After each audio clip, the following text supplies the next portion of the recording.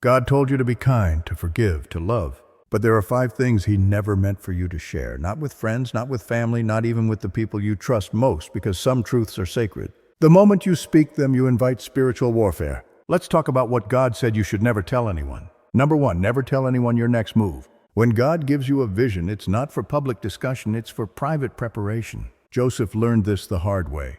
The moment he shared his dream, his own brothers turned against him, not because he did anything wrong, but because his calling exposed their comfort.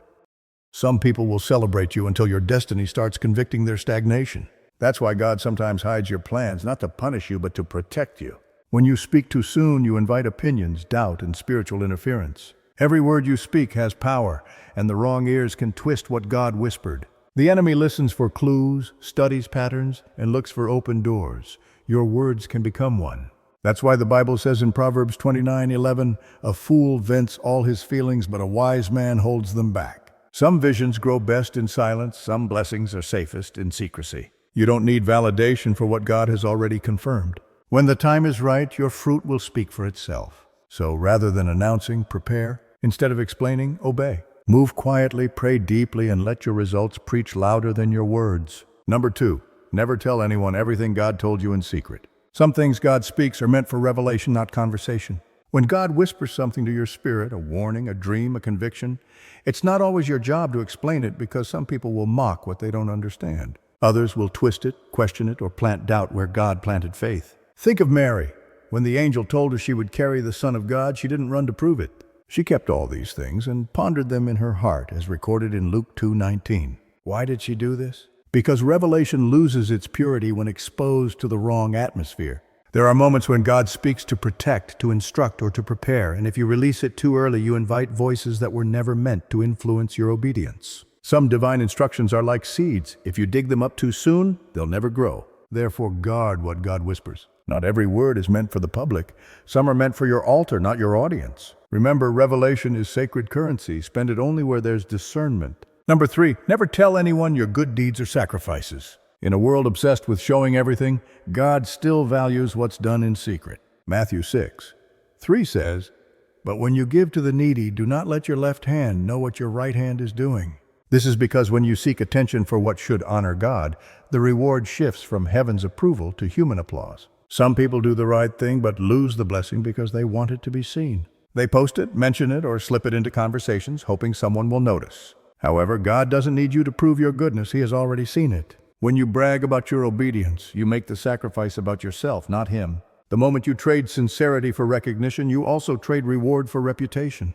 That's why Jesus said, "Your Father who sees what is done in secret will reward you openly," as stated in Matthew 6:4. Some of your greatest victories will never be public. Your tears, your fasting, and your giving may go unseen by people, but they echo loudly in heaven. So give silently, pray privately, and love humbly. Because when you keep your sacrifices hidden, God makes sure your results can't be ignored. Number 4, never tell anyone your weaknesses while you are still healing. There's a difference between a testimony and a wound. A testimony is what you share after God heals you. A wound is what you protect while He is still working. Too many people open up to the wrong ears, hoping for comfort, but end up giving the enemy ammunition. Not everyone who listens truly cares. Some just collect information. That's why Proverbs 4:23 says, "Guard your heart above all else, for it determines the course of your life." Your vulnerability is holy ground, and not everyone is meant to stand on it. Even Jesus didn't reveal everything to everyone. He had the crowds, the disciples, and then the inner circle.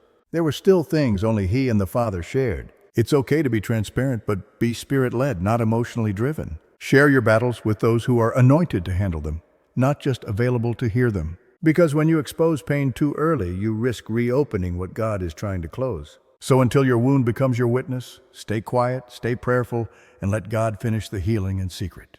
Number 5, never tell anyone everything about your blessings. Not everyone celebrating with you is happy for you. Some people praise you publicly but envy you privately. And if the enemy can't steal your faith, he'll try to steal your focus by turning your blessings into a target. That's why sometimes, after God blesses you, things suddenly get harder because you exposed what was meant to stay hidden. Think of the wise men who visited Jesus.